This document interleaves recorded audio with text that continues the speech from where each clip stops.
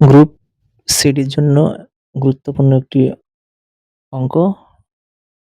কোনো দ্রব্যের লিখিত মূল্যের উপর ২৪% ছাড় দিয়ে ৳৩৪২ বিক্রি করা হলো। দ্রব্যটির বিক্রয় মূল্য কত ছিল? এখানে ছাড় দিয়েছে ৳২৪, মানে ৳১০০ য় ৳২৪ ছাড় দিয়েছে। তাহলে দাম নিয়েছে কত?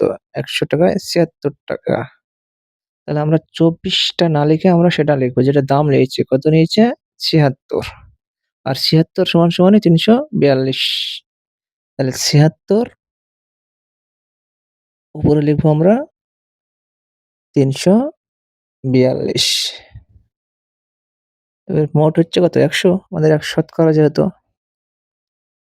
১৯ দিয়ে যদি ৪ দিয়ে যদি কাটি তাহলে হয় ১৯ আর ৪ পঁচিশং ১০০। ১৯ দিয়ে ডাইরেক্ট যদি ৩৪২ কে কাটি হয় ১৮। তাহলে ১৮ গুণ ২৫ সমান ৪৫০। তাহলে দ্রব্যটির বিক্রয় মূল্য হচ্ছে ৪৫০। সঠিক উত্তর অপশন সি।